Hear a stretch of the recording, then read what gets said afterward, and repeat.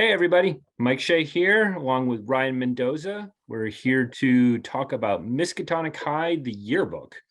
Um, we ended up making a yearbook with pictures and quotes and things from a bunch of backers who we are very grateful that they supported the yearbook so that we could make it.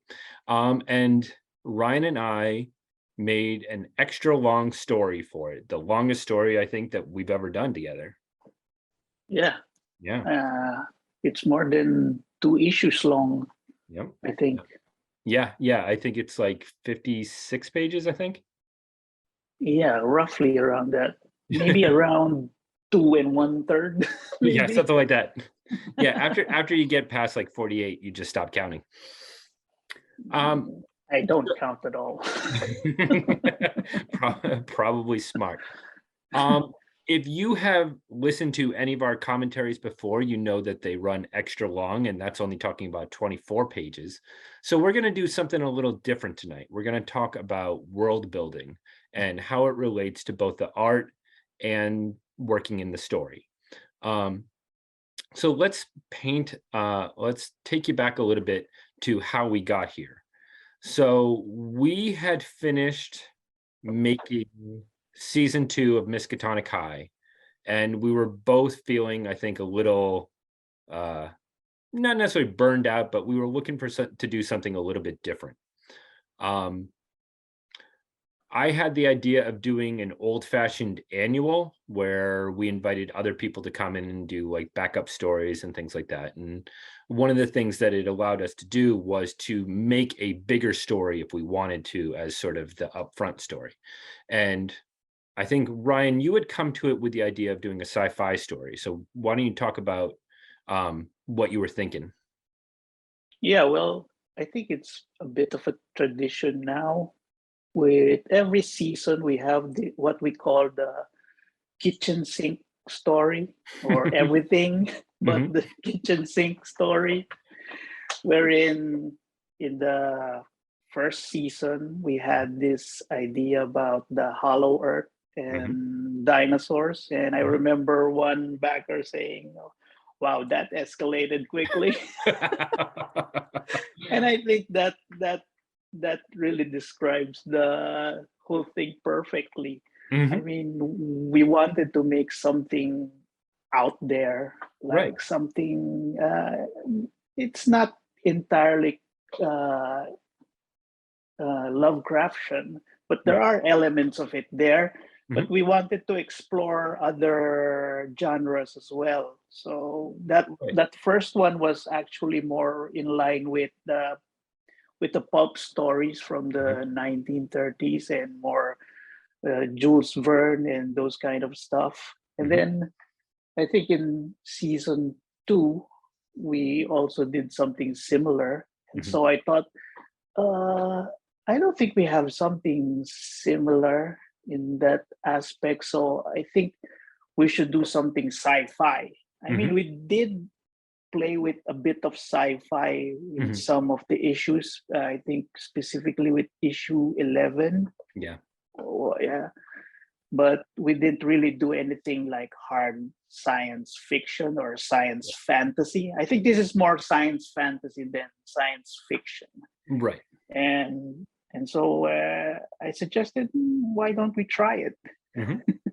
And that's how we came up with the idea of merging ideas from different sci-fi Mhm. stories like Dune Mhm. and Princess of Mars and Mhm. stuff like that. Exactly. Mhm. Yeah, once we sort of latched onto this idea of doing this sci-fi story, this sort of big sci-fi story, with the idea that the teens were gonna end up on this other planet, um, that really sort of opened the door to bring in a lot of different ideas. And I remember you threw in a bunch of ideas, and I threw in a bunch of ideas, and we sort of put them in the blender, and mixed it all up. And it's sort of how we got here. It's sort of what we do with this kind of stories anyway, Yeah, with the yeah, kitchen that's sink stories. right, See what sticks.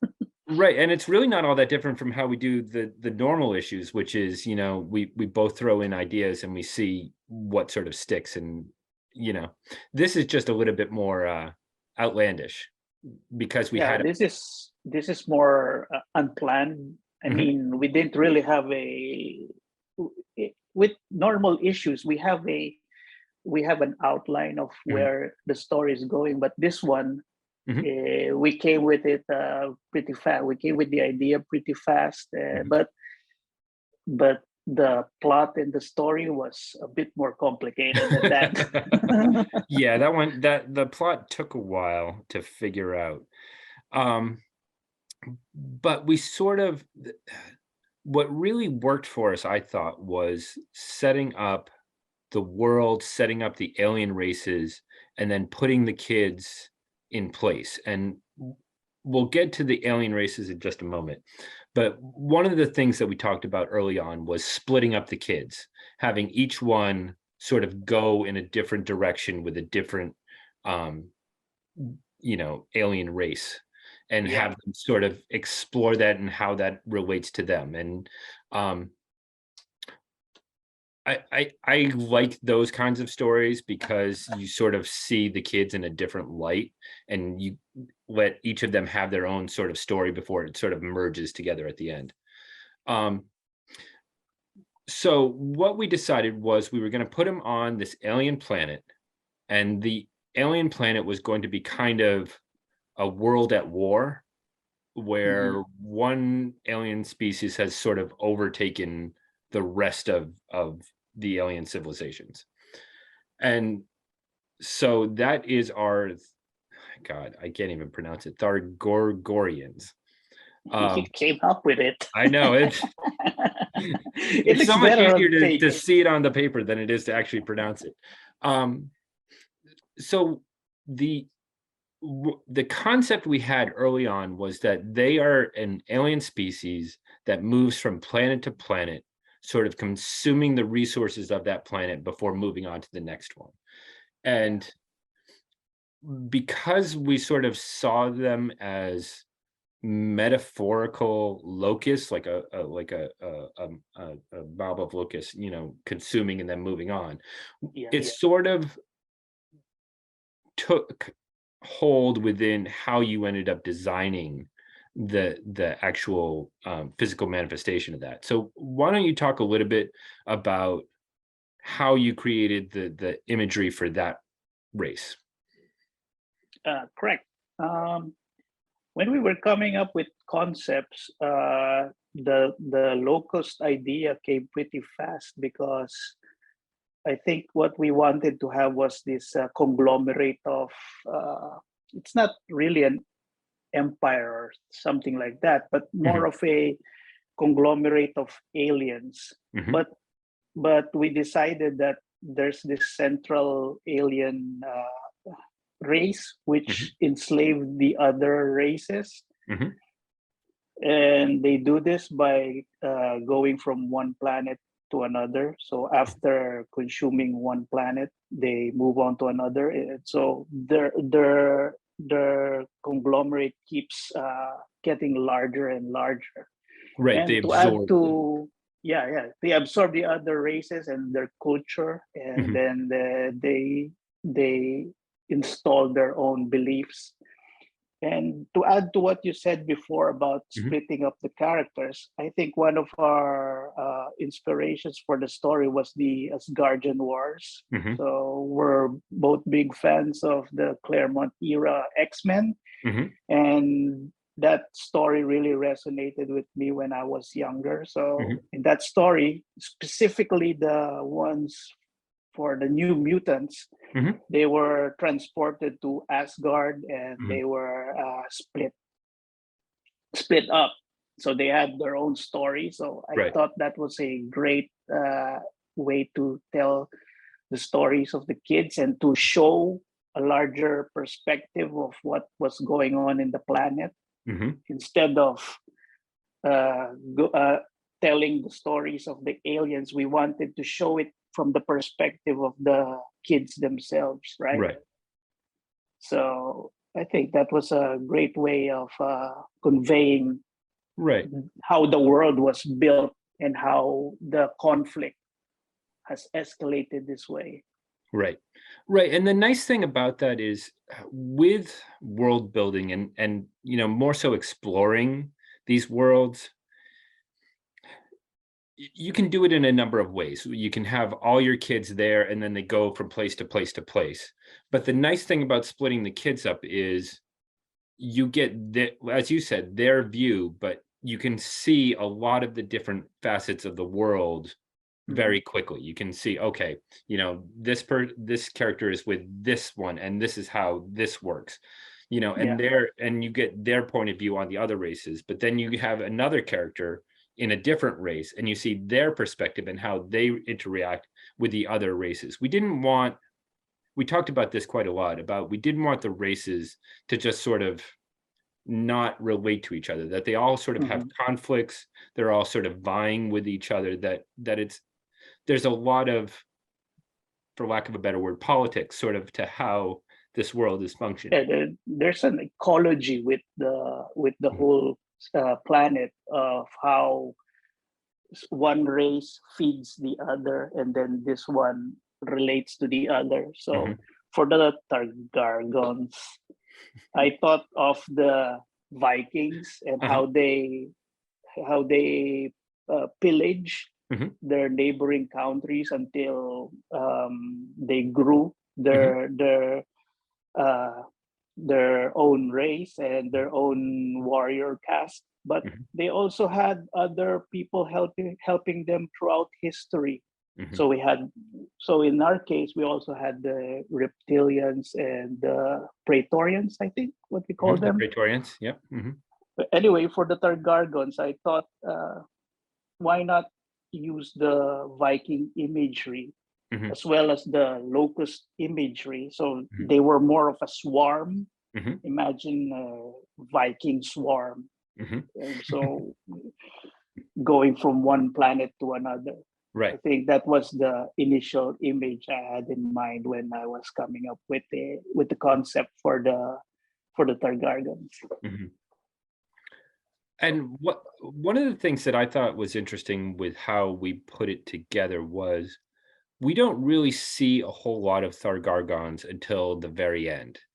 That Hmm. something is going on with them that they're at the sort of the top of the food chain, and they're sort of ruling things, and they have races to do things for them, and they're very strong, they're very fierce, they're very good fighters, but we only ever see like two of them for a whole long time, and we know that there's more of them, but we don't know exactly why we don't see more of them.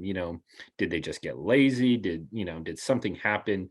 Why do they need all these other races to work for them? And that's one of the central mysteries sort of the story. um I also like that we had the fiercest one, the queen is the woman. And she's, sort of, it we s- in locusts, insects, the queen is usually the strongest one within the hive, things like that. So I like that we brought that part of it into it as well, in building this race. You mentioned the two other races, so let's go ahead and jump on the first one. In our backstory talking about it, we had talked about one of the first other races that the Thargargons had conquered was the Praetorians. And we sort of established them.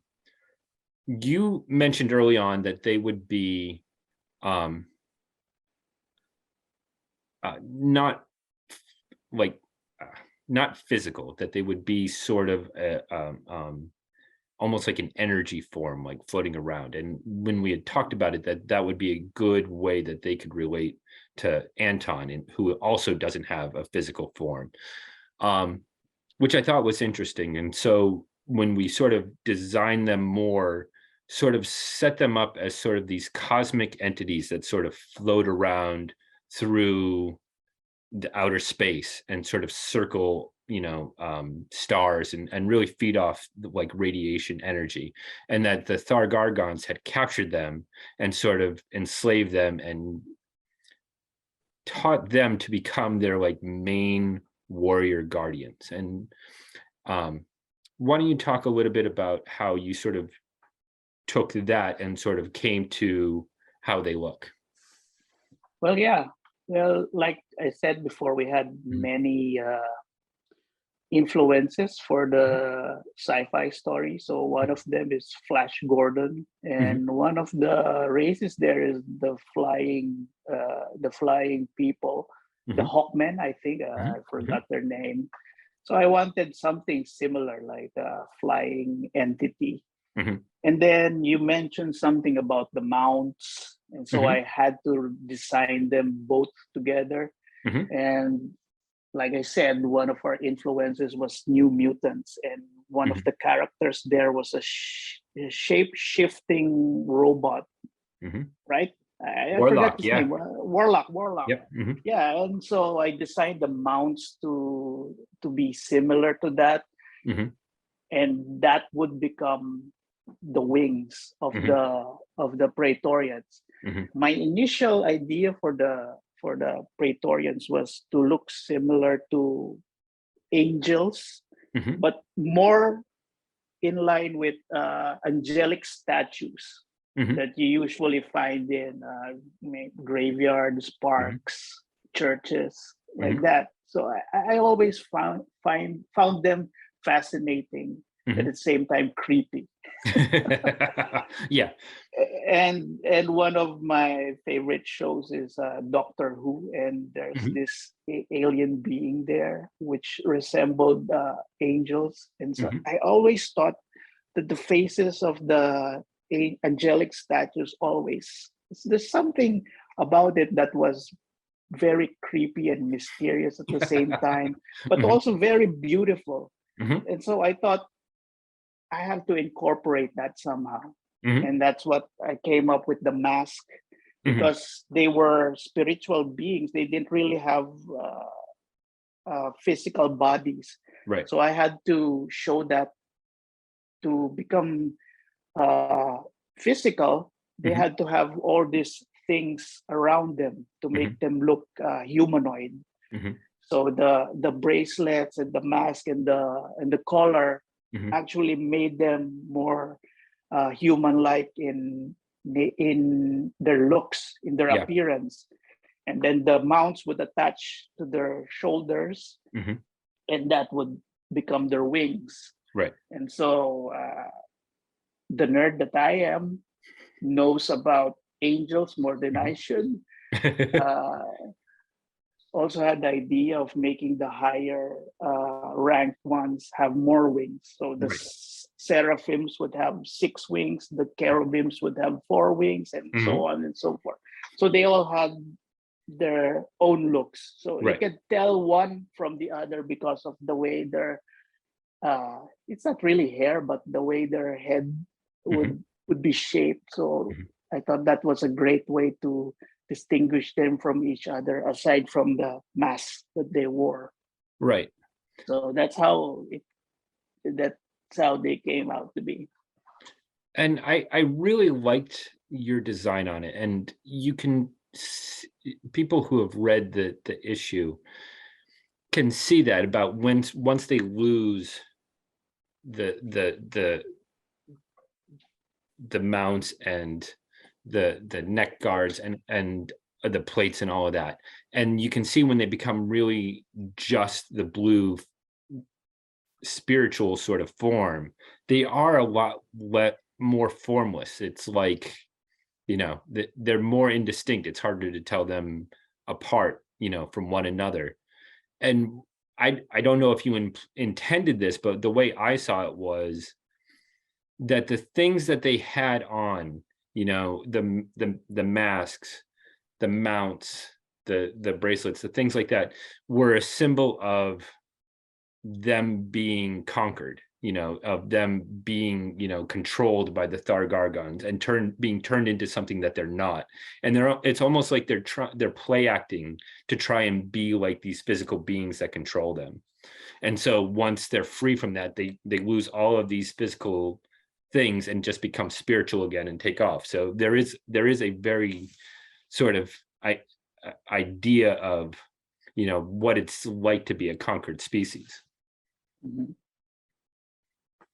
Well, Yeah, because in a way, I mean, like Mhm. like I said before, Mhm. they're formless beings, Mhm. and the only way that the Targargans could enslave them was put this machinery in Right. them in order to give them form and Mhm. or in order to command them around, or Right. else, like you said, they'd just be floating around space doing their own thing. Right. And so uh, the idea was, I can't remember exactly how it works, so correct me if I'm wrong. We were going to have a group of robots that were kind of like the technological, workhorses that do most of the building and stuff. They're working on the spaceships to try and get them off this planet. They do most of the building and things like that.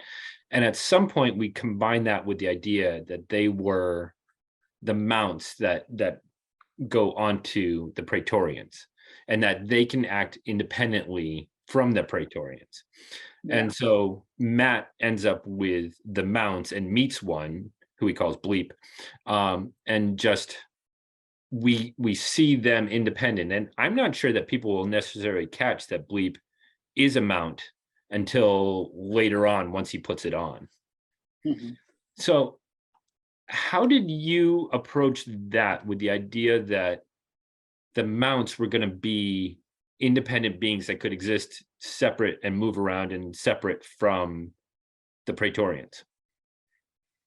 yeah. Well, initially we had the idea of having robots, so I Mhm. thought we were going to make humanoid robots, Mhm. like in iRobot or something like that. So they'd be literally the Mhm. workhorse of the Targargons, where Mhm. they built ships, they built the infrastructures, Mhm. they built the weapons. So Mhm. they'd be uh, slave droids, Yep. for lack of better terms. Mhm. But I prefer the idea of them being less humanoid Mhm. and more insect-like, Mhm. because it kind of reinforces that idea of the locus, Mhm. uh, of insects Mhm. having this, like I said, the ecology of Mhm. the queen, the Mhm. warriors, and the workers. It's Mhm. something like that. So instead of actually using their own people, Mhm. which we will know later why, Mhm. they decided to instead create a machine race, Mhm. which will do all the menial tasks, all of the laborious stuff Mhm. that their people would prefer not to do. Well, Mhm.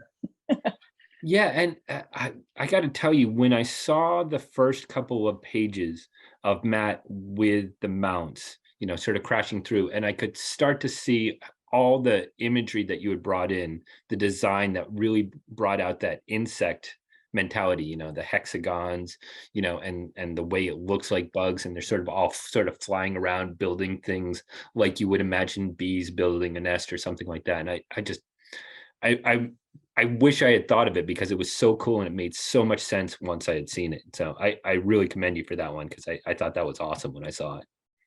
yeah, yeah. Well, the challenging part was making it actually part of the Praetorians, Mhm. because we intended them to be weapons Mhm. for the Praetorians Mhm. when they're not doing their construction work.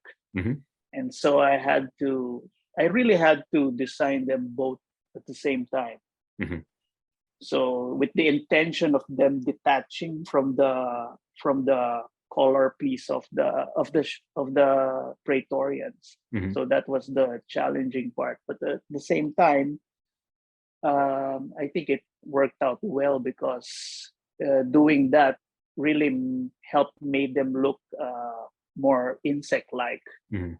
If I had designed them separately, I don't think that they would have come up the same way.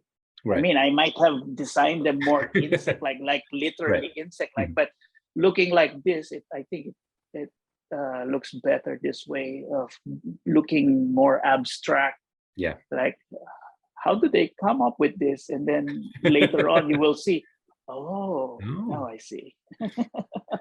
Well, and I like it because it's different. With robots, they need a function, and we could have done either humanoid or insectoid, and have them just be builders.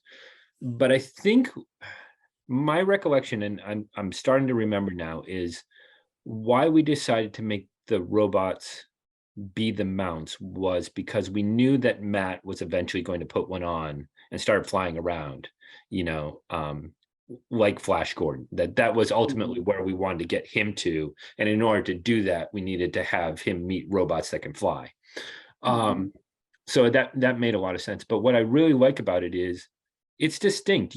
I can't think of any other movie or comic book that I've ever read where there's just sentient jetpacks wandering around building spaceships and infrastructure. I mean, when we can do things that are distinct from what everybody else has done and doesn't feel like we're just copying what someone else has done, it reinforces that we're going the right path with this story, that we're doing something new and different. So Yeah, that's why I really like the design of it. I like how we used it in the story, and I think it really works. I think that's one of the stronger sort of characters that we ended up creating in that bleep. yeah. I think one of the secrets of creating a story like this, because like you said before, this is something outside the realm of Lovecraft because it's Mhm, more sci-fi. Although he did write some sci-fi stuff, mhm, but this is more in line with the pulp stories of the 1930s and all mhm, of that. And mm, made we had the intention of designing this world to be a standalone thing. And I think when you do that, it becomes more realistic in mhm, terms of world building because it feels like it's something that exists and the kids were transported there mhm. instead of creating this world around them to Yeah. suit them. It feels more like this is something else, and then Mhm. the kids got transported here. That's what we wanted it to Yeah. be. It has to be an entirely different world wherein the kids have no idea Right. where they are or what the hell is happening. Right. And I think we succeeded with that. I think so. And you had mentioned before, and it came up a number of times, and in fact, it influenced how we decided on what cover to do, was the influence that sort of Dune had brought to this. Dune is, whether you've seen the movie or the other movie or the TV show or read many books or read the comics or the other comics, the central idea of Dune is, as you mentioned, the ecology of the planet and how these different things work together to make the planet function. And that's exactly what we were trying to do before we got the kids there, to have all of these things sort of working in tandem and have to work in a certain way, but also with certain conflicts in it before the kids even got there. So, Mhm. the Praetorians are this enslaved race that don't really know they're enslaved. And they're working for these Gargorians who are have their own problems, which we'll go into in just a minute. But and then they have these mounts which serve them, but also function independently of them. And so it really is this building this world that is seems to have pre-existed before the kids got there. Yeah, it has its own history by the time they got there. Right. So on we've mentioned them. So if the workhorses are the mounts, if they're the sort of the builders, there's kind of we needed the sort of brute force labor, the sort of lowest of the lows. And the race that we came up with for that were the dregs. And the concept that we had was, as the Thargargorians moved from place to place, they sort of absorbed the remnants of these worlds that sort of brought them on as really low-level slave labor to just do the mining for them, to do, whatever menial tasks they need. And as they've done this, they just collect more and more of them, and some of them die off and some of them stay. And they're sort of like a hodgepodge mix. And the Thargarians don't care about them at all and just sort of toss them down there. And so they've sort of created their own sort of community down there. And one of the ideas that we had for this was, because they would be a hodgepodge of races, that if we threw Sarah in there, that she, no matter how she appeared, would be okay. If she appeared as a human, it would be fine. If she became more of a rat thing, it would be fine. She would fit right in with this group, because they don't really care what you look like. They just care what you can do. Yeah. And we also set up the idea that because they're so low level, because there's such a hodgepodge mix, that all of their beliefs have been stripped of them. They're really, all their gods have been taken away from them. All their civilization has been taken away from them. The only thing that they have is sort of each other. And we sort of had them as miners, but like low level miners, and the Thargargoyans didn't care whether they lived or died. So this, I know, must throw a challenge at you when you're presented to say, okay, here, draw a bunch of different kinds of races, anything that you want. The only one that I threw at you was the idea of Throp, which is sort of bat-like, because just thought that was interesting and would be something that Sarah would sort of see and sort of relate to her own self when she got there. So how did you deal with creating them?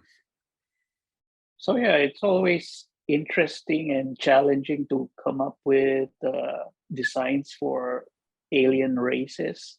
Mhm. But this was something I was actually looking forward to. Like you said, the Targargons move from one planet to another. So I always view them as annihilating the entire planet, and then the survivors would become slaves. Mhm.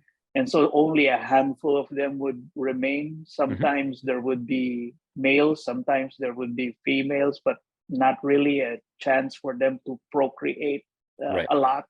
So, Mhm. like you said, it's a hodgepodge of very different races Mhm. until maybe some of them die off, Mhm. and some of them get added. It's Mhm. just like that scene in Star Wars wherein the Jawas were collecting junk and Mhm. other droids. It's like that. Some come, some go, and Mhm. so it was fun. I mean, the idea of Sarah being able to mingle with them, and so I Mhm. just thought, I just think of some different animals Mhm. to make uh, designs of, but Mhm. also I wanted to make other races like granite beings Mhm. or octopus beings or just porcupine beings. It's just fun, and Mhm. but I think the what really makes it for me was the environment they were on. Mhm. So I really like that description of where they were. I imagine that they were living in cramped spaces Mhm. beneath the mines, and then it was Mhm. a really awful place wherein they were living in small caves Mhm. like cockroaches. Mhm. They were forced there, and Mhm. they have their own food, they had their own water, they had to serve. Basically, they had to survive to work, Right. and so that part was what really made the whole thing gel together. Right. Is that their like you said, their community, their society of they know they all come from different parts of the universe, but they Mhm. had no choice but to survive in this place and see how they can uh you know if they can survive. That's Mhm. their main goal. Right. Right. They're just trying to make it through the day. Yeah, They have well, no they thought. really don't have an idea of what's to come, but Yeah. they try to continue working because they believe that someday they would free themselves. Right. Right. And they don't think that it's coming anytime soon. They just have this sort of notion that eventually freedom is something they're going to get. And if they didn't have that belief, they probably would just, curl up and die. And so they had to Mhm. have that belief, in the same way that they probably had to work in order to get water. It's just these things that you have to do to get through the day. And that's what they're doing. So when you have a group of um, dregs down here, which, could literally explode at any time, in these mines. They could set off, they could riot, they could, do whatever they do. It's one thing to have sort of a guardian police force like the Praetorians, but you also need somebody who can go in and sort of keep track of all of this and make sure, that nothing's getting completely out of hand. If you're the Thargargans, you really need to make sure that somebody has an eye on this. And so we created another race, and I think we called it the Visisarians, the reptilian race. They sort of look like sentient alligators. Um, and the idea with them was that they were going to be kind of the Thargargans network of spies, sort of keeping track of everything and acting sort of as like a dark police force that people just disappear and you never hear from them again. Um, and so we were creating this race and had a hard time sort of I had a hard time sort of figuring out why they operated this way, until we sort of saw them on their main planet. And basically what they did, it was so hard to live on their home planet that they became cannibalistic, and they just fought each other and ate each other and turned on each other. And so I thought that was like an interesting way that if you brought them into this sort of ecology, they would fit nicely into this spot of being a network of spies. Okay.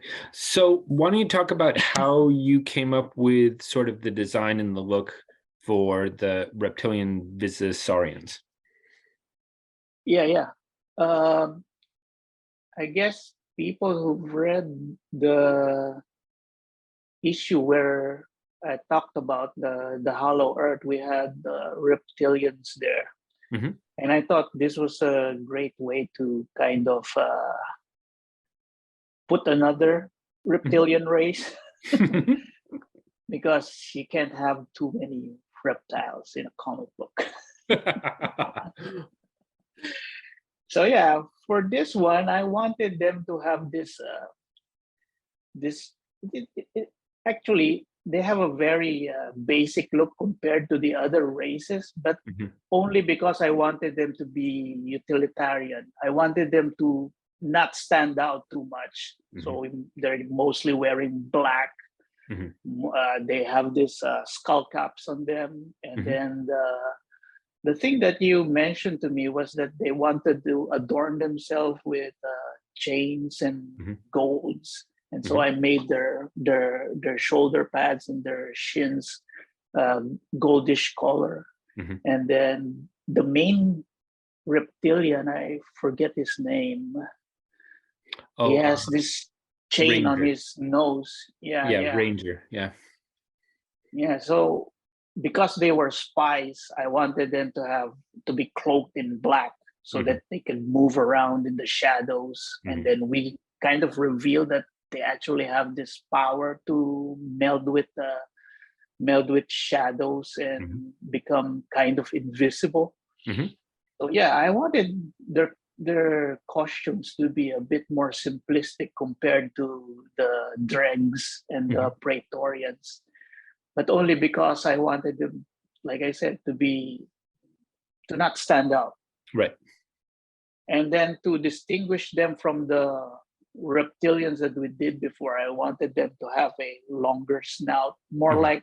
mm, more like, like you said, they look more like alligators than Mhm. dinosaurs. Right. and I think this made them more distinct, but kind of makes you think that how are they related to that race? And Mhm. maybe we'll find out, maybe we won't. Yeah, some of these things you got to leave open-ended. We're not quite sure what we're going to do yet. Mhm. Right. The thought with adorning themselves with chains and gold was somewhere along the line when was putting together the script was the idea that all of these races in one way or another are enslaved. And so the idea of chains and things that keep them bound. I was sort of wanted to throw that out as an idea that you could play with visually, and I liked how you did it with Ranger, where he's got the nose ring. That for the reptilians, they're not really enslaved in the way that the other ones are. The Praetorians, they were a conquered race, and they were sort of, again, I'm assuming people have read the story by now, were controlled by the Thargargons. That the dregs, really, if they didn't work, they didn't get the water, and so they had the bands that would glow a certain color, and if it didn't glow the right color, you weren't going to survive. Um, with the Praetorians, they have this base plate which they have to put the mounts on, but the base plate also controls their thoughts. And with So they're really enslaved sort of races, and of course the mounts, are robots, and they've been programmed to obey orders. But with the reptilians, they sort of just joined up. They were happy to do it. They were happy to have, to work for the Thargargons, and maybe they're sort of conspiring to sort of overthrow them, and so they don't look at enslavement the same way as the other ones do. They sort of mock it. And so that was sort of the idea with the nose ring. It's like, yeah, I'm enslaved too, but I do it voluntarily. I turn it into an ornament. Was sort of the concept there. And I like the way that you brought that through in the different ways with the different races. So, okay, so we've got sort of these groups that came along with the Thargargans, and the idea with how they got there was that they have a group of wizards, who sort of allowed the Thargargans to move from planet to planet. That was their way of getting from place to place and sort of taking over and then moving on. But the last wizard died before they could get off, and there was something blocking them from being able to get off of this planet. They got to this planet, they started devouring all the resources, and then they couldn't get off. And so what were they going to do? They've sort of been stuck here for a little while, and one of the ideas is that they're slowly constructing these spaceships, and I like, one of the things that I would want to talk about, if you have, if you want to, is the way that you used the spaceships almost as architecture, for how, the actual physical elements of where they lived, and this sort of society. And I'm curious, because you brought it in a number of ways, from the way that the mounts are sort of building these things in this factory, but then also how they're sort of these buildings. And how did you come up with that? Yeah, well, it's all tied up to what the Targargons were really after for. I mean, why Mhm, would they go to one planet to another? What were they looking for? So mhm, we agreed on a resource that mhm, would keep them alive and mhm, also probably power their starships. mhm, And that's how I came with the idea of, we see them coming through this planet. They warped into this planet with their massive ships, but I mhm, don't think it was that many. mhm, Um, and then they got stuck in this planet. So I decided there wasn't much resources to begin with. So mhm, their ships would actually be the buildings that they would reside. So they would create a city around those ships. So they would connect it with bridges and roads and palaces. So that's how that came to be. And then, like you said, the mounts were the ones who were creating the newer ships that they were planning to use to leave the planet. But like you said, something was preventing them from leaving, and that kind of exhausted their resources, as well as the thing that kept them alive. And that's what we will see later on why we don't see too many Targargans around. Right. They had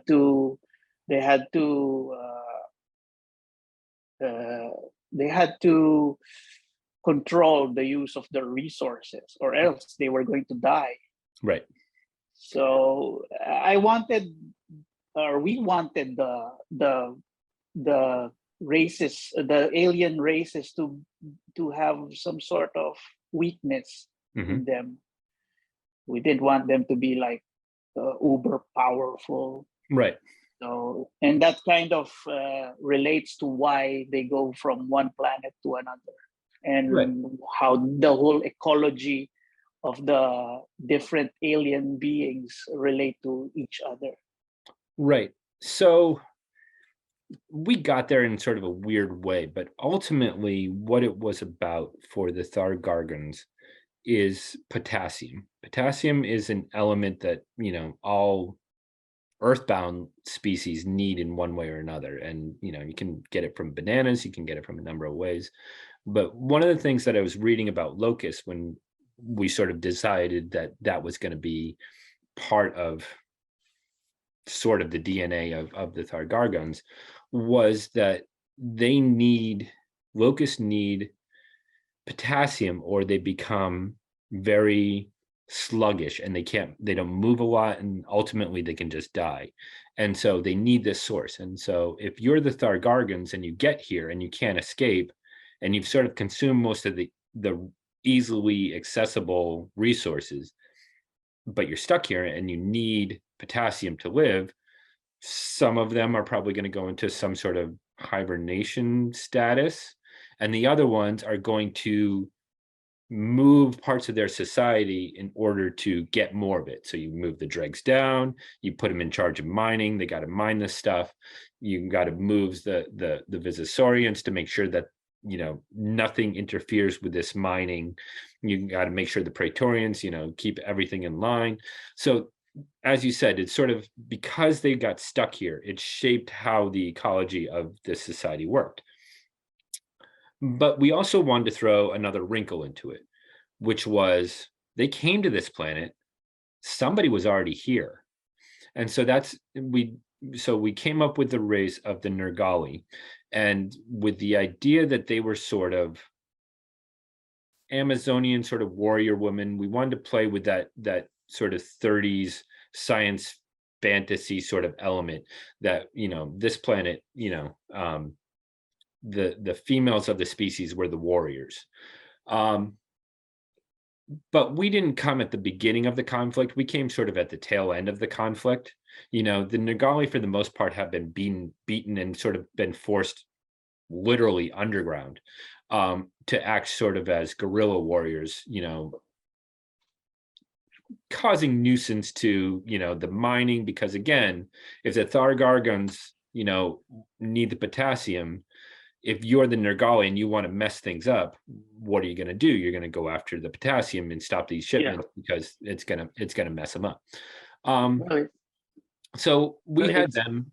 We also wanted, with an eye towards, Ren would come here, she would become part of this, and Matt would show up, and Matt would be, the macho hero guy, and maybe the Nergali wouldn't think very much of him because he was the male, and let's go talk to Ren instead. So why don't you talk about how you designed them? Yeah, because like you said, pretty much heavily influenced by 1930s pulp sci-fi stories, and Amazon women from Mars was always on the top of the list. So we had to have that sort of archetype. But at the same time, yeah, what you said about the tail end of the war, I always imagined that the Nergali men were wiped out during the first wave of the war, and that the women who protected the children and the villages were the ones left, and it fell on their laps to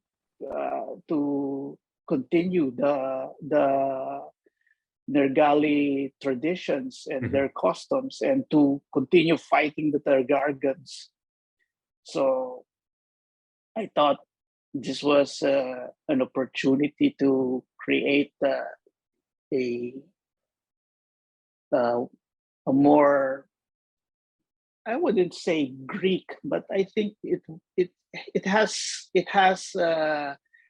kind of that same aesthetics as the Greeks, the Babylonians, and those kind of culture.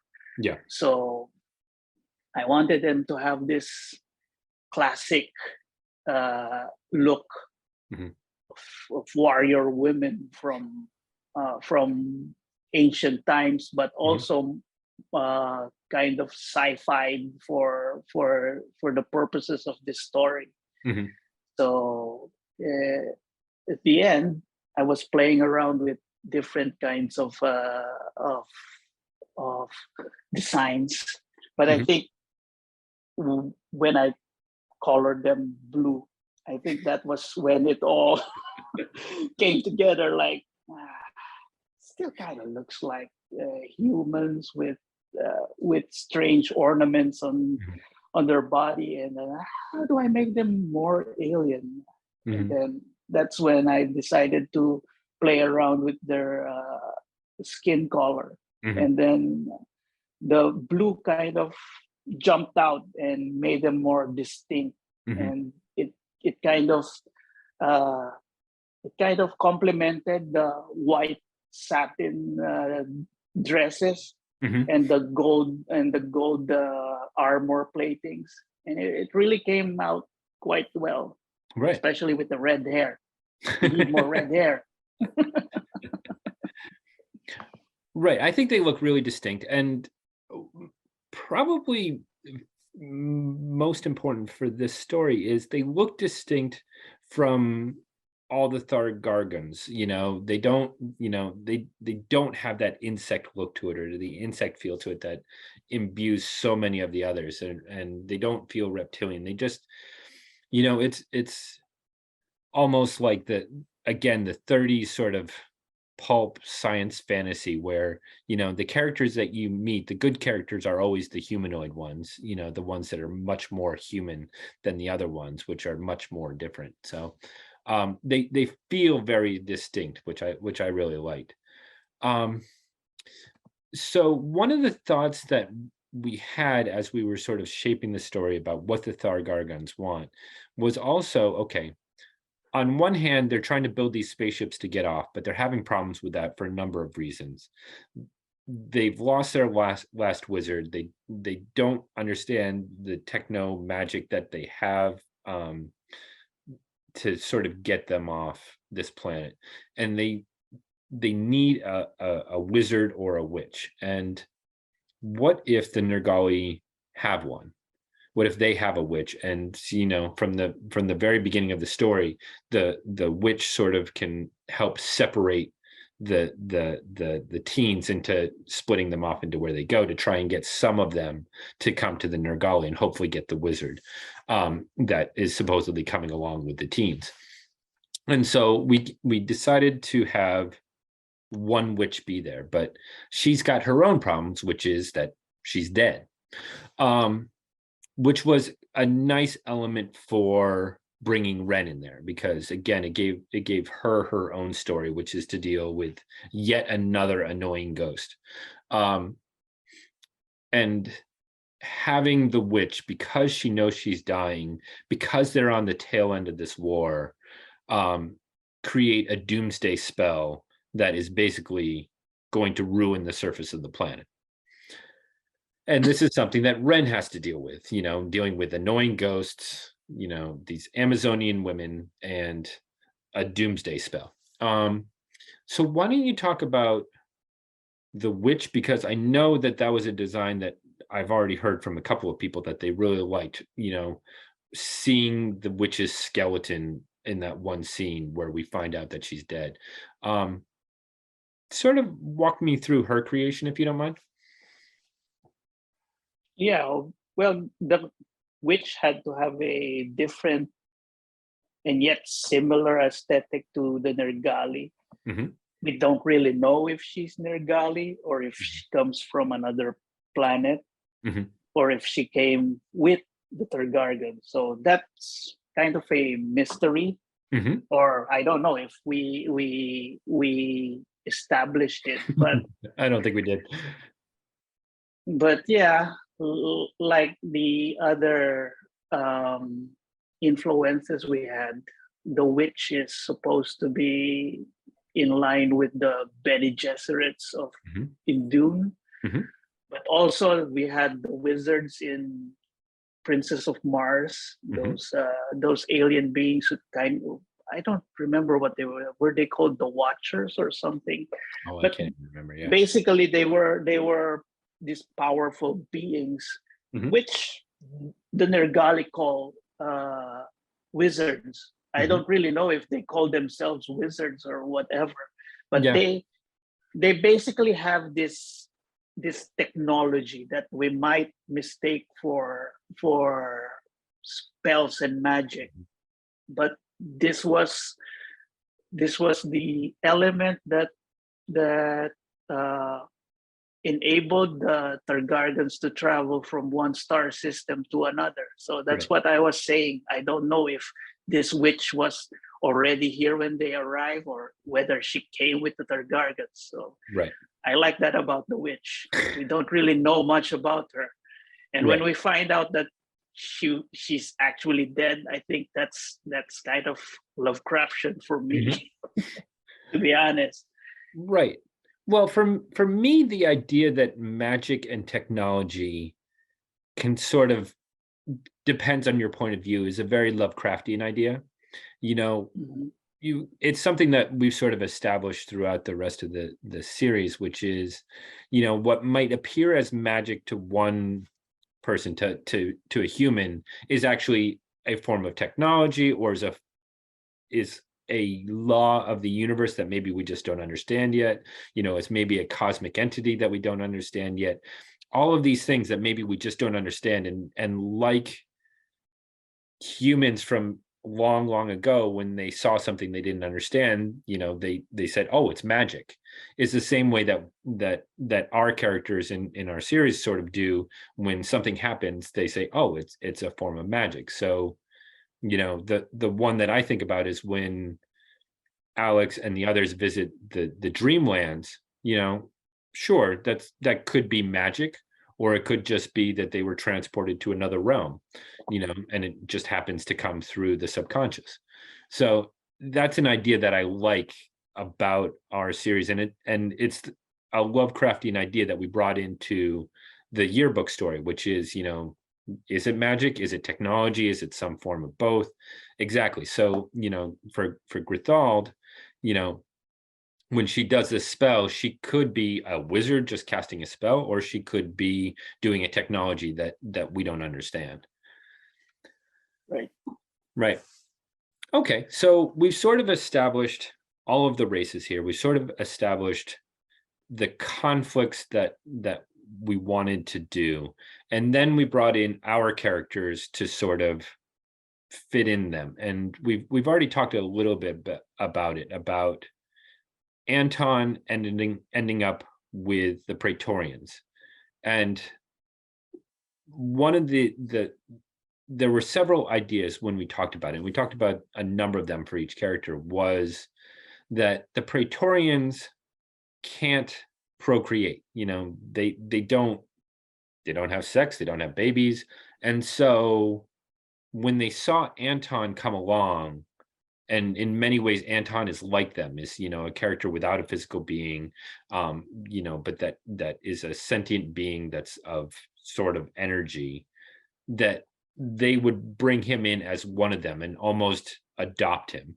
Um, so I like the way that allowed us to play with Anton as a character, to see him becoming a Praetorian. And can you talk about, as the development of Anton and the way that he sort of took on the elements of the Praetorians visually? Yeah, well, the Praetorians were spirit beings, Hmm. essentially. Hmm. So, like you said before, the Praetorians were wearing this uh, collars and the bands on their arms to make them more human, and Hmm. then they're kind of shocked to see this being Hmm. look so similar to them, Hmm. and they're kind of curious with them. Hmm. And so I thought the bands on the Praetorians Hmm. were actually functional. Hmm. They could actually launch one of them to make it a collar piece, Hmm. to make them enslaved, to have that same control that the Targargans have on them. Hmm. But instead of the Targargans having direct control on Anton, Hmm. it was the Praetorians themselves who Hmm. had control over him. So Hmm. in a way, he's still independent from the Hmm. Targargans, which we Hmm. will see later. Hmm. So they use the band to snap a collar on Anton, Hmm. and then practically later on they provide him with the gear Hmm. and his own mount. Hmm. And I think that really worked well in the end. And I think it shows how Anton was looking for a sense of belongingness, Hmm. and that the Praetorians kind of provided that for him. Yeah. It And like you said, the Praetorians couldn't procreate, and so there's this kind of son Hmm. father relationship that went on with one of the Praetorians and Anton, and Hmm. that kind of defined what his storyline was for this annual story. Right. Yeah, I have friends who are military veterans, and they talk about how they didn't necessarily, some of them talk about how they were looking for something before they joined the military, but they didn't know what they were looking for. And when they got into it, yes, it's a physically demanding job. It's, when you go through boot camp and things like that. And, for a number of them, they talk about how that discipline brought out something to them, but also the connection with the other members of their military branch and their troops and their things like that. And so, like, that was an idea that sort of was part of it, that Anton would find a community that he didn't know that he was looking for, and but like a very straight laced, disciplined community that would bring out some humor, along with the idea that we would see Anton in a different light. Mm-hmm. Um, another character that we talked about was Sarah and the dregs. And the idea we had going into it was that the dregs would see Sarah, would be able to sense that she is in the process of becoming this rat thing, or she has this as Mm-hmm. part of her, and would sort of push it to the forefront. And so she would become the rat thing that we've seen her kin. Um, so when we put her with the dregs, we knew that was going to happen. And so, we've talked about how you came up with the dregs, but with Sarah, how did you sort of incorporate her into that group? Like, once you knew she was going to be a rat thing. Well, we all know that Sarah is kind of a rat thing because Mhm, of her lineage. So it was very easy for the design to come along. mhm. So, but I didn't want it to become entirely make her look entirely like a rat thing. So it's Mhm, kind of a midpoint mhm. to a full rat thing, Right. and more like a bridge to that full transformation. So she still looked like uh, Mhm. herself, but her body has grown fur, and Right. her tail has also come out, Mhm, and she looks more feral. mhm, But at the same time, she still looks like Sarah. mhm. And that was important because we wanted to show the struggle inside her, that she Yeah. wants to retain her humanity, but at the same time, this animalistic instinct was coming out of her, Right. and that kind of made it easy to design her around the dregs, Mhm. and also kind of dictated how the other dregs were designed. Mhm. So they kind of look like halfway Mhm. uh, midpoint of what a humanoid would look like to a Right. full animal. So Right. I don't want to say furry, but they look like furries. Right. Well, yeah. Well, I mean, one of the thought could be that, the dregs needed her at that midpoint because she was the most had the most physical strength to do the mining, but it was also capable of maintaining a sentient thought, so that would be able to take orders and actually be able to sense the potassium and follow orders to do the things, and really get to that midpoint where they would think she's kind of perfect for what they need her to do. Um, uh, the next one would be probably Simon. So Simon became sort of our point of view character for the story. Um, we sort of had the idea early on because Simon didn't get a whole ton of play in season two, that we wanted to sort of push him sort of to the front and see a bit more of him. And so he became the character who, is sort of telling this story to the fridge. Um, Mm-hmm. but also that he would use his his abilities to think through a problem, to use his political abilities to sort of figure out the solution to get them out of there, to maybe solve the planet's problems and get them out of there. So we wanted to stick him with the Thargargons, and I noticed that his clothing changes over the course of the comic, and I'm kind of curious, like, how did you decide what he was going to look like as he sort of worked for the Thargargons? Yeah, well, they all were wearing their casual clothes Hmm. because I think they were what was it, a summer break or something, or Yeah, they were spring hiking. break. They were hiking on like a summer break or something. Yeah.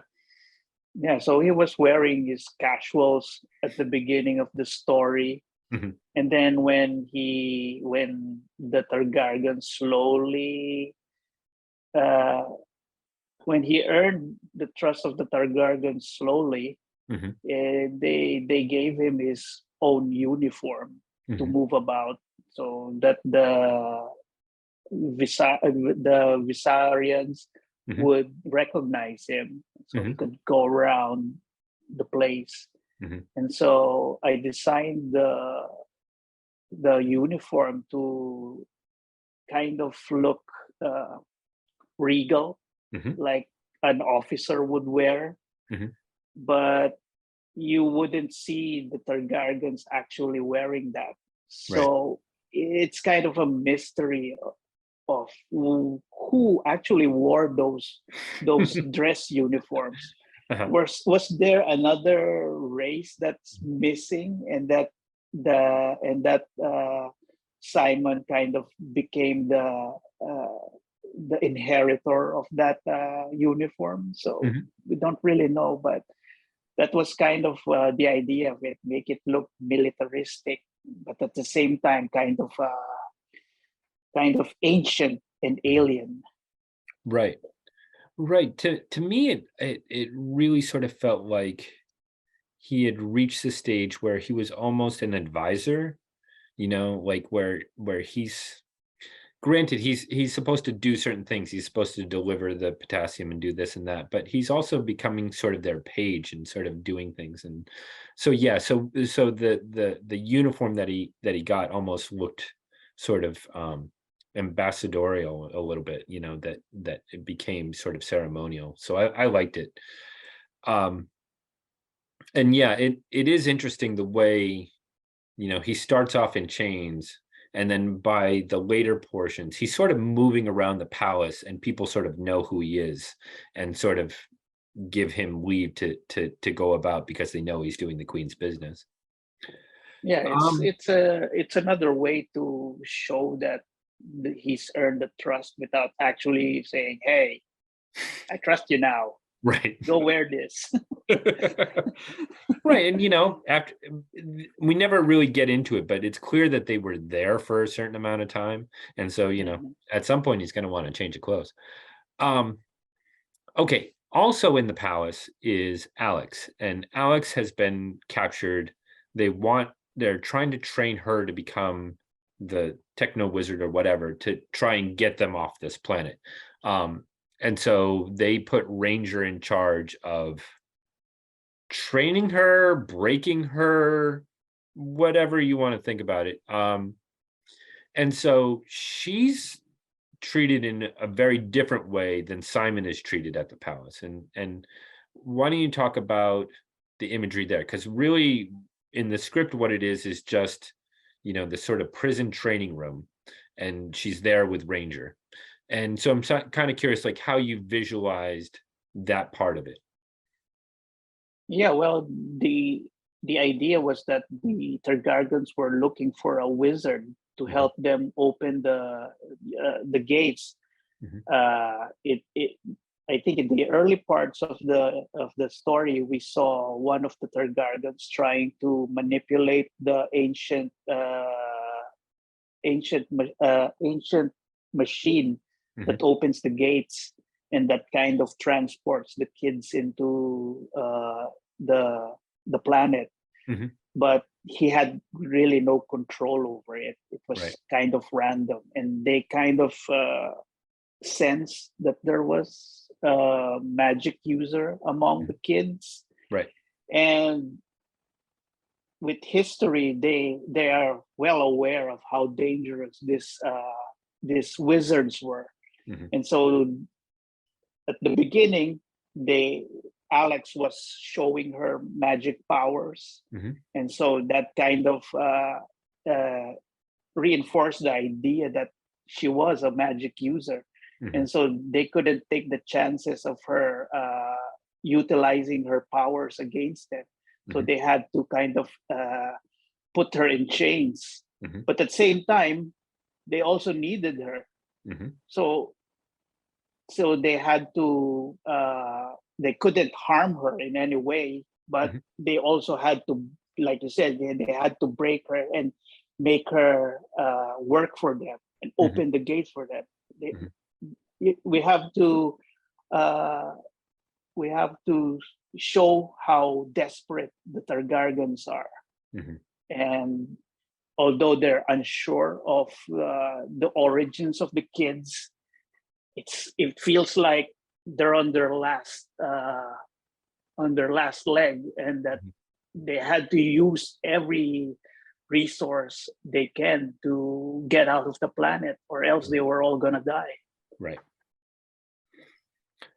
Right, and so we sort of see Sarah go or see Alex go through that, and um, I like the way that she sort of a lot of our stories, Alex, because she knows magic or whatever, takes a a lead in the story. And here's a case where, because she's in chains and sort of being forced into this, the other kids sort of had to step up and sort of take the lead in a number of different ways. Speaking of which, we had talked about pushing Simon to the front. The other one we had talked about pushing to the front was Matt, that he was another guy who didn't get a lot of focus in season 2. So we wanted to push him sort of to the front. And we thought that he would have a lot of fun in this situation, that, with Simon, he's most comfortable sitting at home, probably reading a book. With Matt, going on adventure, that's right up his alley. So Matt was with Bleep and the Mounts, and we saw him as Anton and the other Praetorians came to the spaceship facility, a sort of run off by Anton and the Praetorians, and had to put on Bleep and take off, and sort of is enjoying the action and the excitement and the adventure of it, and gets shot down and crashes, and then gets captured by the Nergali. And so once he's in with the Nergali, we decided, okay, let's have him go and do sort of a gladiator event, because why not? That sounds fun. And so threw him in there, have him win this and sort of become a hero for the Nergali, and sort of become, an action adventure hero, which he affectionately calls himself Crash Gordon. And it's at that point that he gets his red outfit, and it really takes on that sort of Flash Gordon, pulp hero look. And I'm kind of curious, like, what was it for you to go ahead and take Matt and turn him into that? Well, like you said, the forefront of the story was basically Simon. Mm-hmm. And we don't really know if what Simon was telling Fridge is true. Right. So he and Matt are kind of got close, mm-hmm. and we don't really know what sort of made them come up with this story in the first place. Now, mm-hmm. I'm not saying that this story never actually happened, but right. You can tell that there's kind of a bias for the two of them. Right. Well, anyway, at the start of the story, you can remember that it was actually Matt's fault mm-hmm. on why they got to this situation. Mm-hmm. And like you said, Matt kind of relishes the idea of being in this kind of situation, because mm-hmm.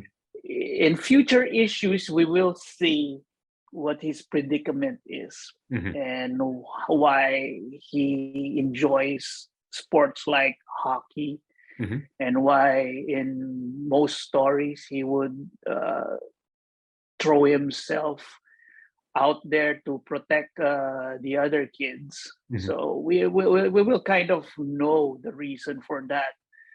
But in this issue, he and Simon are kind of in their element. Mm-hmm. Simon more on the logical and more cerebral stuff, while Matt is more on the physical side. Mm-hmm. But we also see that he has a cerebral side to him. Mm-hmm. We've seen in previous issues that he's kind of a mechanical whiz. Mm-hmm. And in here, he kind of repairs Beep, mm-hmm. because he knew that this was the only way that he and Beep could somehow get out of here. I mean, he really has no idea what's to come for the both of them, but he's kind of grown attached with Beep, and it's kind of sad to see Beep all smashed up like this. Mm-hmm. So he kind of repairs him, mm-hmm. her. We don't know. And So the idea of the gladiator fight kind of came in a bit late. I think Right. we had a different idea for it, but Mhm. we knew we wanted to have this sort of competition within Mhm. the story. But I think his first enemy was supposed to be one of the Nergali, Mhm. and then I thought, "Hmm, there's something missing here. I Mhm. mean, it's a sci-fi story. We have to have a sci-fi monster." Mhm. And so I kind of uh, put it out there. What do you think if we put this kind of tentacle monster in here? And they said, go for it. Mhm. And actually, this was not part of the initial script. Right. And I just said, I can alter your plot Mhm. and make it the monster, Right. and I'll sketch it out and see if you're okay with it. Mhm. So it's kind of a mix of Marvel style Yeah. writing, wherein we know the beats of the story for Mhm. this part, and I just kind of riffed riffed on it, Right. and somehow it worked out. Well, somehow is selling yourself short. So one of the ways that we work is you have a firm grasp of where we're coming from and where we're going to. And as because of that, you understand like, okay, if I change something here, that's going to change something here. But if I do this in this way, it's not going to change this, but it's going to make this more interesting. And as a writer, that's great because you sort of have somebody you're going on the trip with somebody else. When you're going on a trip by yourself, you're pretty sure about where you're going, but you don't know about everything. But if you have somebody there who can say, yeah, that idea works, then yeah, okay, you go that way. And if somebody says, I'm not sure about that, what if we go this way instead? You're going together there. And I think that makes it stronger. And yeah, this was one of those situations where, again, we had talked about it, decided to have this sort of gladiator thing, which made a lot of sense because in the initial draft, a lot of people sort of disappeared in the second half or didn't have much to do. And Mhm. so as we refined the script and the story, we gave them more to do. So we gave Matt this gladiatorial combat. We gave Ren the doomsday spell. The doomsday spell wasn't in the first one. We created that in the Mhm. second one and really sort of ended up driving her story and how she got involved and was more involved in the second half of the story. So we did that in a lot of ways. And again, I liken it to, going on that trip where, I have an idea of how we get there, but if we can make the trip more interesting, all the better. Okay, so we've seen how Matt gets here and how Matt sort of becomes this Crash Gordon character. We've seen Simon, um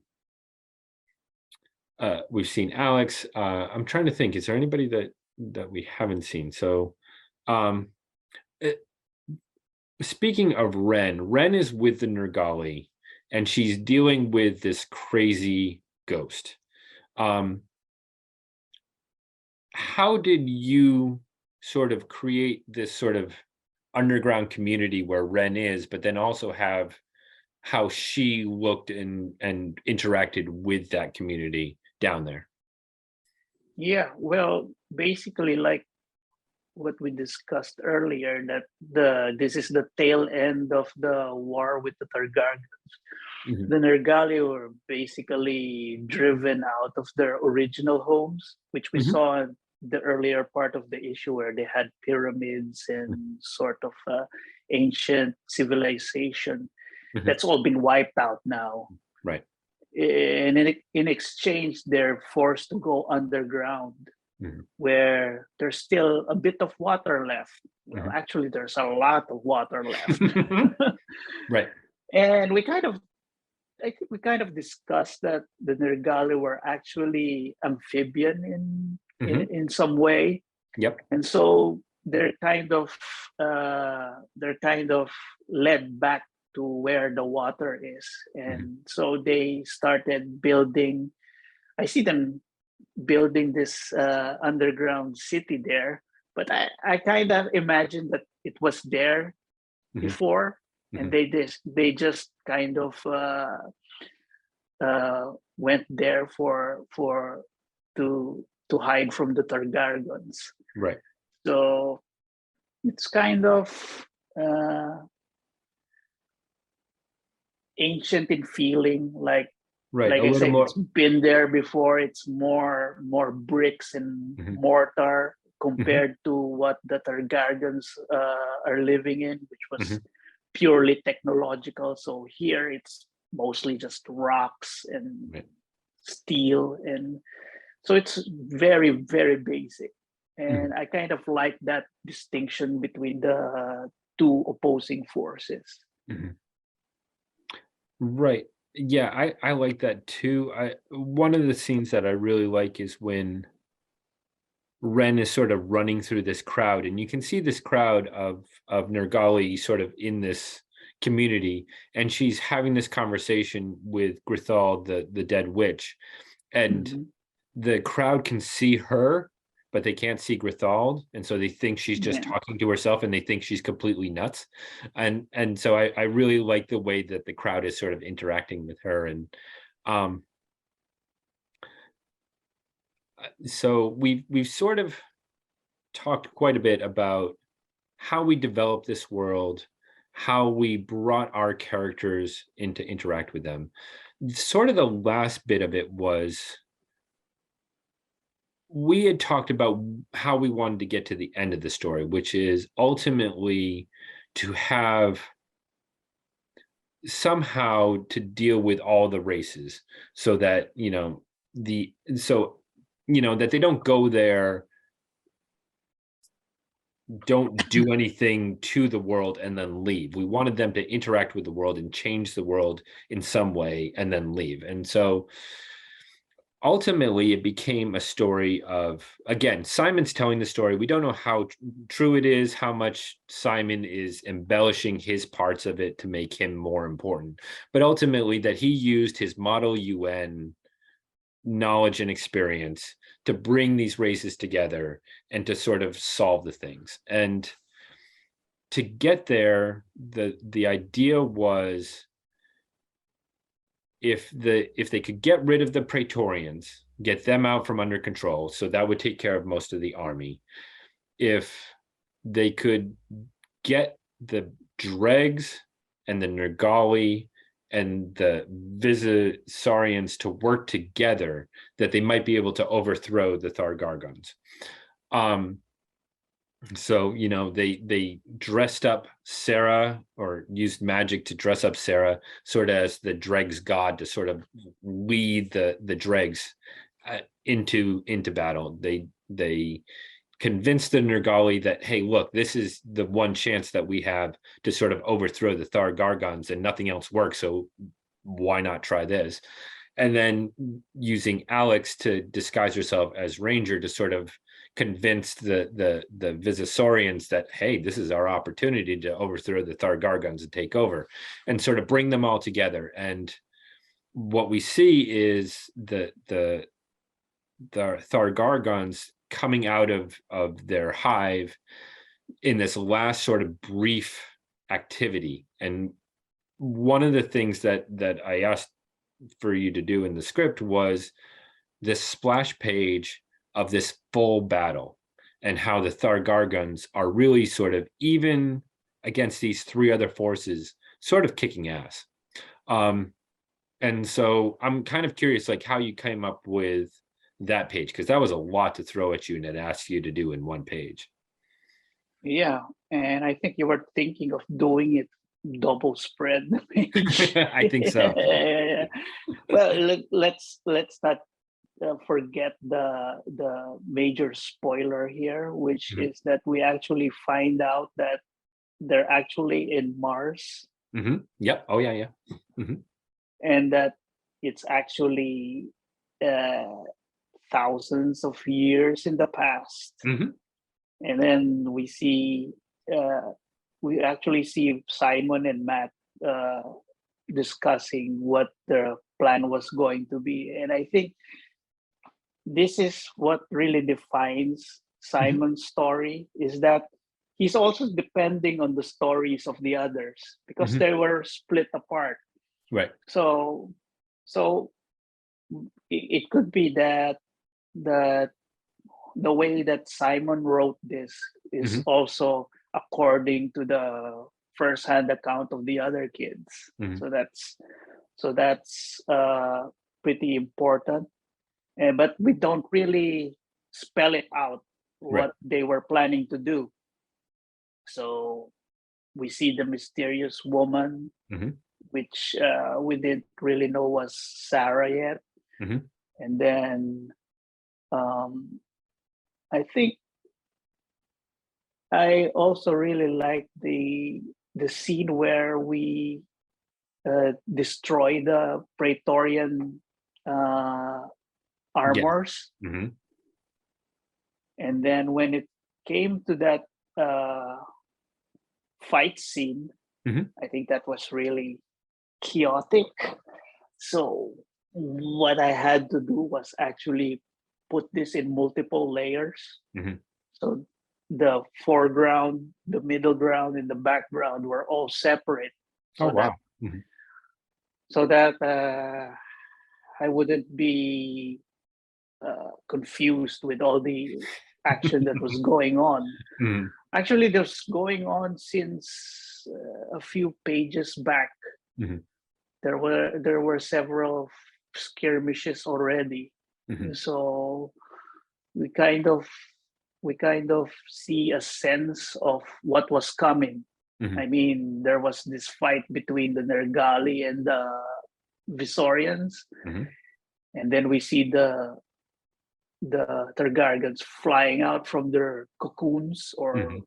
whatever it is that they were hibernating in. And I Mhm. think that was another interesting visual Mhm. we had there to show what the rest of the Targargans were doing, Mhm. and a better sense of what the city looked like and what was really the stake of the story. Right. So we can see the scope of it all Mhm. before all hell breaks loose. Right. And it was important for that battle scene to have a central image Mhm. of showing how the queen Mhm. uh, was was powerful enough to, Mhm. you can see that the Nergali was, even though they had the numbers, they Mhm. were still outnumbered by the swarm. And you Right. can really tell we had to show just how powerful the Targargans were. How were they able to enslave all of these other alien races, and how Mhm. they were able to conquer one planet from the other? So that was really important. We Right. can see that even the reptilian Visarians were no match for them. Right. They had the numbers, they had the mobility, Mhm. they can all fly. So that's a Mhm. big advantage in the battlefield. Mhm. And we can see that they were just mowing everyone down. Right. And in this one page, we can see just how hopeless the situation was. Right. So yeah. Right. And that's exactly the idea. Was the plan didn't go according to plan, so the idea was that they were going to free the Praetorians and the Praetorians would help them. And the way that they were going to free the Praetorians was to use potassium, which interacts with water and becomes a bit of explosive, that it would free them of these plates that are controlling their thoughts. But of course, once they were freed, they don't have a stake in this conflict anymore. What do they care? And so, they decide to leave and take off, which, suddenly throws the plan a bit out of whack. Mm-hmm. And you're right, the visual of them with the water and the explosives is a is a beautiful one. I love that one quite a bit.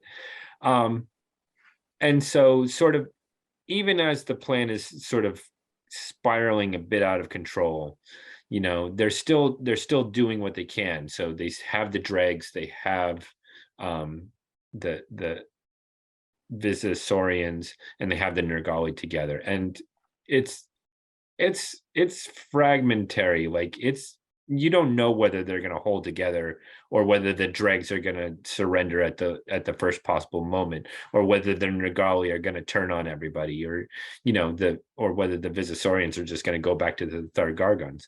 Um, and so what's nice about this page when we get to it is all seems lost. It's like they're doomed. And then you have Matt show up in a spaceship. Of course. Of course, because we've already established the spaceship when he first got there. He's like, "Hey, I wonder if I can fly a spaceship." And the Bleep is like, "Well, you need a Praetorian mount in order to do that." And oh, look, we have one.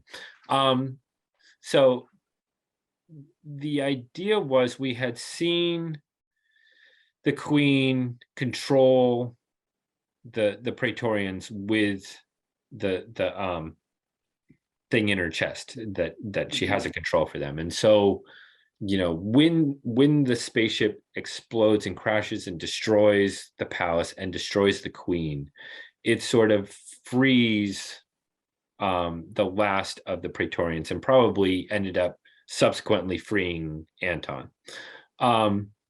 What it also did was, by taking out the palace, there was their entire supply of potassium. And so now suddenly, where the Thargargon's going to go? They don't have a hive, a home, cocoons to go back to. They don't have nobody to protect them too. Exactly. They don't have anybody to sort of control, to keep the dregs mining. And so we've set up, as we've talked about, we set up all of this ecology through the early part of the story, so that when this happens, suddenly it completely throws it all out of whack, and they need to figure out a new way to set up a new ecology that's going to work for them. And that's a perfect place for Simon to walk into and say, I can do that I can negotiate this for you. And so we see him negotiate, and ultimately where the races go, the dregs suddenly are going to take the spaceships, and fly off and go find a planet for themselves that they can live on. And part of the agreement is they'll take the Thargargons and drop them off on some planet. Whether they actually do or not, I don't know. I have conflicting thoughts about where exactly they're going to leave the Thargargons. That the Visasorians, they liked fighting. Now that there's no fighting to be done, maybe they would like to be in these gladiator pits, sort of fighting each other and fighting, the tentacle monster. And the Nergali, unfortunately, don't have much to live on top of the planet, but are probably perfectly fine living underneath the planet. And so once this is sort of established, it allowed the teens to use the techno magic that was there to try and get back. And they need help with that. They need Grithal's help with it. They can probably use some of this to chart around the thing that's blocking them from getting back. But ultimately, how to use the technology is anybody's guess. And Ren decided that she had the best guess, and that's how they use it to get back. Home. Yeah, just call home. And then we get back and we see, again, that Simon is telling the story to the fridge, and the fridge isn't buying any of it. He thinks this is just some role-playing nonsense, and hasn't even wanted to listen to this whole story, just wanted to make sure it wasn't a drug reference in the yearbook, and kicks him out of there. And and because we had set this on Mars so long ago, always had the thought that we should leave something there that humanity is going to find in 2018 that is there. And so what ultimately, after all of this, made the most amount of sense was to find what remains of Bleep, who would become Scarlet, and acts like she's talking to Matt, which I thought was a fun way to end the story. Yeah, Um, the origin of the iPhone. yeah, maybe. So I thought it was a fun story. I really like these standalone stories when we get to do them. Because again, you talked about before, like we know kind of where when we're doing a season, where the story needs to be going to, but we didn't really have anywhere that we had to get to with this. So the story could just be the story itself, and it could be fun, it could be lighthearted. It allowed us to explore a lot of different things, to see the characters in different way. I really enjoyed this story. I liked it a lot, and I think the people that I've talked to have read it have really enjoyed it too. That it's just a fun story. Yeah, I think the one that really sells this story is tying it up with the yearbook itself. Mhm, The Simon Fridge story really mhm, sells it to me, because it, it's sci-fi story. It's pretty mhm. ridiculous in its premise, Mhm. but you kind of have this nagging feeling that did this really come true? Did this really happen? Right. And then just how accurate were the stories that the Mhm, kids give out to Simon if it mhm. really did happen. Right. And what I like about the ending of the story is that the kids were able to figure out how to get home by themselves, Yeah. and that at the end it really is just technology, and you Mhm, just have to figure it out. And since this is all in the past, and that mhm, the kids have encountered technologies similar to this, mhm. they were able to figure it out. The two math geniuses in the group were able to plot their way back home, and Right. then Ren would just dial the GPS pointing them back home. Right. So it's kind of uh, tongue in cheek in a way, Mhm. and it's what really makes it fun. We Right. don't really want to uh, take things seriously when it comes to stories like this. Right. Like I said, we call this the kitchen sink Mhm. stories, and we really like to have fun with it. And I think we've succeeded with that, Mhm. and I hope the readers will find it fun too. I think so. And again, like you said, it ties this story once we got there with the beginning and the end with Simon and the fridge really sold the idea of this as a yearbook, that made sense why we were doing the yearbook at the beginning of it, did this, but then also allowed us to do the rest of the annual things, so we invited other artists to come along and do things. So, Geist did his Lovecraftian homage ads to old comic book ads, I so love it. I yeah, love I do them too. all. I do too. I want to order some of them. And I worked with Nico Gorman on the little story, about being careful what you wish for, which I think turned out well and is a fun little story set at the school. Yeah, we kind of worked on that a bit as well. Right. I reached out to you, so just to fill people in. So Nick is an artist and he likes to write his own stories, but he does not like to write his own dialogue. And so the deal was he would do it and he would send it to me and I would do the dialogue. And so once he had sent it to me and it was all finished and I had all the art and everything and I went to start doing the dialogue and I just got stuck. It's like and so I reached out to Ryan and Ryan had a number of good suggestions that sort of sent me running on that thing, and I think it ended up turning out really fun. Yeah, Another the fun. art on this is really beautiful. Mhm. Yeah, I like it as well. Nick is some Colors really pop. yeah, right. Yeah, I love Nick it.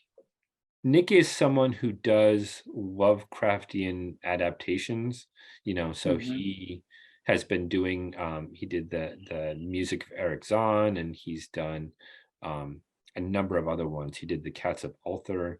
And so, yeah, it's just, he's somebody that I've sort of seen over the last couple of years, and he brings a sense of humor to it, which I like. So when we were talking about bringing in other artists to sort of have fun with, the Miskatonic High world, he was somebody that I reached out to really early and said, "Hey, is this something you would like to do?"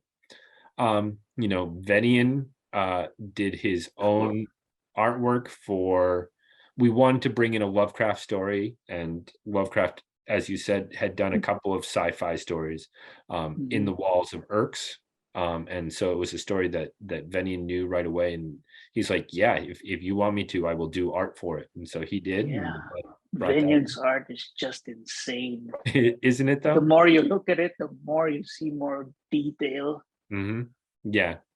I've often said that the only way to appreciate his art is to, get it really up close and see all the little detail. It's true. It's true. And my friend Coombe did a tech story about the early days of Miskatonic High. Back when it was Charles Dexter's Ward's school, and so that's a fun one if you like going back in time, which, if you know me and Miskatonic High, you probably do. And Julian Dwyer had done some art for that, so it really came together where it's not just one thing that you're getting here. It's getting a package. It's almost like an anthology of different sort of aspects of Miskatonic High. Yeah, it's just we used to love annuals before because it really told stories that they usually are not part of the mainline story, and so we kind of got the idea from that of going off the rails somewhat. And it's just one way to tell a story that was kind of different from what we usually tell, and I like it. I like how it all came together. Yeah, I do too, and I'm really glad that the people on Kickstarter really embraced it and really got into the idea of becoming part of the yearbook of, I talked about this being an imaginary yearbook for or fake yearbook for an imaginary school. And so really allowed people to use their own imagination to create, their own images of characters, create It was quotes for those fun. I characters. saw it. I saw the Yeah. preview. It was really awesome to see all of the different quotes and Right. pictures, and seeing how the backers react to. It's just great, man. It's just great. Right, and it's something that we've talked about, which is, it's one thing to just create a comic book, but I think partly what we're doing is creating a community. We've seen this where people like Stormquist, come up with their own ideas of what That was funny as hell. Right. So he came up with the morning announcements, and it's just a series of little announcements of fun, sort of quirky, Well, weird. he's been doing that for quite some time now, and I Yeah, think people expect it from since back when he began doing it. It's fun. It's fun. I mean, it's nice to see that the backers are just not backers, but they're actually part of what we're doing. So they're making their own stories around the characters and the whole school. It's like Miskatonic High is a real place. Yeah, exactly. That it's sort of becoming its own real community. And, in this day and age, to make a comic the way that we make it, you need a community like that. And I'm really glad that they've embraced this. And, this was something we talked about as a way to sort of give back to them. A number of people have asked to be in the pages of Miskatonic High, and for reasons that, it's not always possible to put them in the comic, but this was a way that we could really bring a lot of people in and bring them into the pages and let them become a real part of Miskatonic High. And I want to say thanks to them for letting us do this, because this is the way that we make our stories. Yeah. Definitely. Yeah. All right. Well, it is late here. I am gonna go crash. It is morning there, so whatever it is that you do, go grab another cup of coffee. Nah, I think I'm gonna get some lunch now. There we go. I'm getting hungry. Yeah, there we go. All right. Well, thank you again for doing the commentary with me, and this was a lot of fun. Sure. All Yeah. right. See ya. See ya.